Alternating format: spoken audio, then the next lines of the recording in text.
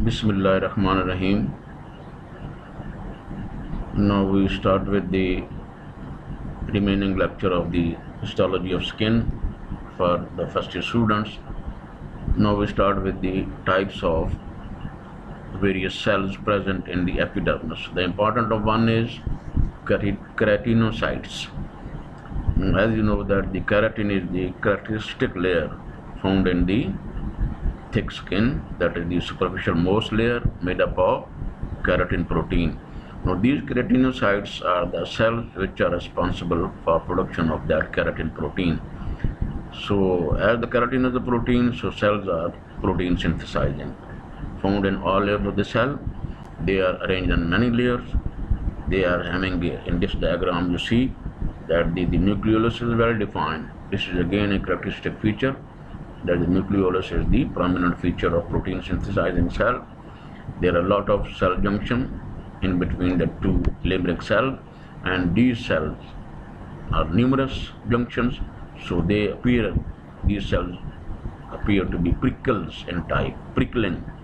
So prickles layer is also named in the epidermis because of the cell junction present between the neighboring keratinocyte. They are meant for the production of keratin. In this diagram you see, so from basal up to the intermediate layer, so all these are located to produce the keratin granules within the cytoplasm, and ultimately the cell lies, and in the superficial layer the whole of the cell is disintegrated and the keratin protein is formed.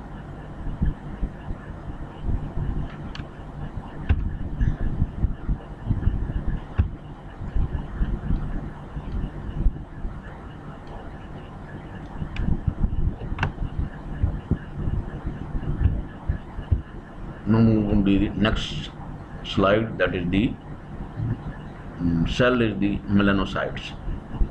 As the name indicates, these are the cells which are concerned for the production of melanin pigment, and these cells are found usually in the basal layer, having multiple cytoplasmic processes. In this diagram you see these are multiple cytoplasmic processes visible. So the cell having a nucleus in the center, cytoplasm is full of melanin pigment, and these spicule or dendritic-like processes invaginate the middle layer of the epidermis, and this is the characteristics for the skin pigmentation. The mitochondria are also present, and melanophores mean that is the organelle which are concerned for the production of melanocyte. They form melanin by tyrosinase from tyrosin. Tyrosin is a amino acid. The enzyme is tyrosinase, which converts this amino acid into dioxyphenylalanine, which is DOPA, which is the main constituents of the melanin. This cell is concerned for the skin pigmentation. Now, next slide is the Langerhans cells. So, Langerhans cells are the immune precursor cells. So, they are concerned for the immune presentation and found in the cells about 3 to 8% of the epidermal cell, and they are very important for immune activity of the skin in the epidermis. Now look at the picture. So there are multiple cytoplasmic processes. Nucleus is also, the cell is almost rounded, but they are well defined, the receptor sites for the incoming antigen presentation. So they are for activity in the skin for the immune response. Next is the Merkel cells, which are found in the basal layer, and these are the sensory receptors. So it has a branching pattern and having a disc in the superficial layer. It is also called as Merkel disc. These are concerned for the function as touch receptor. Look at the picture. So this is a long dendritic process having this is the disc-like presentation in the epidermis, usually found in the basal layer. Function is touch receptor. Now we come to the dermis. So the next underneath it is the dermis, which is a thick layer. It is the concern for the thermoregulation, that is the temperature regulation is concerned by the dermis. The dermis is typically divided into two zones, papillary dermis and reticular layer. Papillary means it is the next to the epidermis, and the dermis is thrown into multiple imagination within the epidermis called the papillae. These are the papillae formation found within the epidermis. The dermis are typically subdivided into this papillary dermis close to the epidermis. The next is the reticular layer, which is loosely arranged connective tissue. The dermis is thick, that is the dense connective tissue, containing numerous fibroblasts, that contain mostly fibroblasts which are responsible for secretion of the collagen, elastic and ground substance that support the skin and elasticity of the skin. So this is the layer which is the papillary dermis, and beneath is the reticular dermis. Now, papillary dermis contains networks of two important functions: the provision of the nutrients, vascular network, and also the sensation.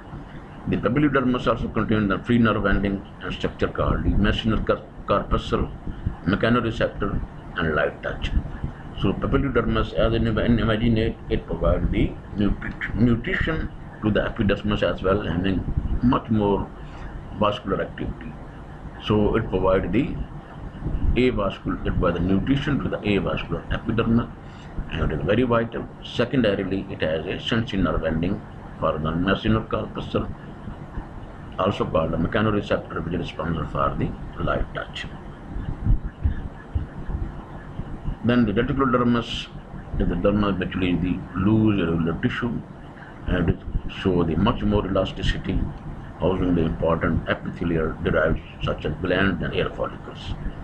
So the skin appendages, they are located within the reticular dermis. It is loosely arranged, but it is much more elastic, and this is the area where it is concerned for the regulation of the temperature of the body. Now, what are the skin appendages? Hair follicles, hair glands, apocrine gland, and sebaceous gland. The sweat gland are two types: acricrine and apocrine glands. Sebaceous gland and nails. These are included in the skin appendages. Hair follicle hairs. The glands are of two types: sweat gland and sebaceous gland. Sweat is further divided into acricrine and apocrine. This is the hair follicle. These are sebaceous gland. These are the nails, and these are the types of the various secretory ducts present in the skin. Look at the structural diagram of a hair. This is the hair bulb, which is the growing end of the hair. This is the hair shaft. The outermost is the epidermal sheath. This is the dermal sheath, epidermal sheath. This is the matrix, hair bulb, and located in this hair bulb is the melanocyte, the connective tissue containing papilla containing blood vessel. All the blood vessels are located within this papilla, is the growing end. So the dermal sheath, epidermal sheath, these are found around the hair follicles. Matrix growth in zone is in the hair bulb, because this is the growing zone. So the structure of the hair follicle, it is lined by the hard keratinized epithelial cell.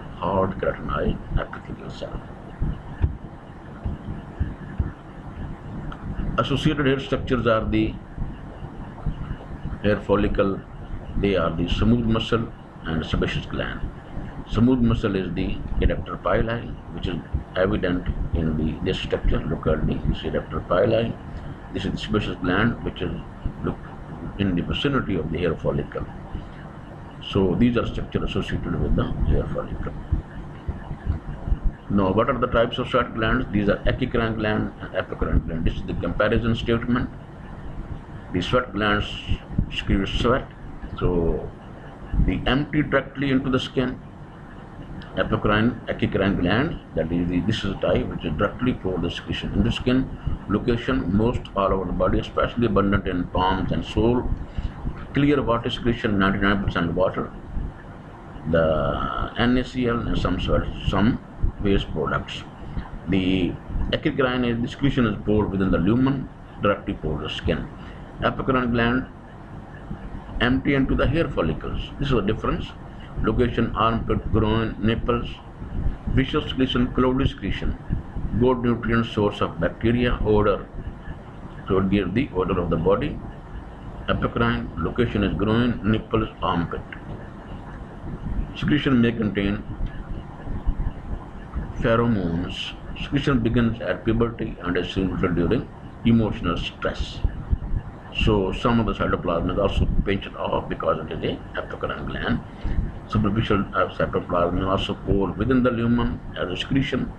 So difference is the location, secretion, and mode of secretion. Apocrine, this is the eccrine. The next is the difference between the sweat gland and the sebaceous gland. Sebaceous gland is a small gland. They secrete sebum and related with the hair follicle. They are throughout the body except palm and soles. palm sebaceous नहीं होते, सारी body में है. There is only one type. लेकिन जो sweat gland, there are two types, apocrine and eccrine. Secretion is sebum, secretes sweat. Secretion oily and waxy, secretion viscous and odorous. Secretion is composed of lactic acid, amino acid, glucose, traces of urea, sodium chloride and water. Secretion is composed of fatty acid, hydrocarbon. Main function is lubrication. Main function is controlling the temperature of the body. Now this is the sebaceous gland, which is the holocrine. Sebum mostly in the follicles. Holocrine means the whole of the gland that is disposed within the as a secretion, break down the cell wall, mitosis growth, germination sign. So here is the look at the picture. This is the whole secretion is the disintegration of the cell surface. Pour the secretion within the lumen into this sebaceous gland. It is a holocrine type of gland. This is again a difference. Then is the next is the nail anatomy. This is the typical picture of a nail. So this is the body of the nail. This is the lateral nasal fold. This is the lanule. This is the cuticle, nail matrix, cuticle, proximal nail fold, root of the nail, body of the nail, free edge of the nail, then the bone of the fingertip, stratum bezalis, nail bed. So this is all the anatomy of the nail. Thank you very much. This is all about the skin anatomy, especially on the histological aspect.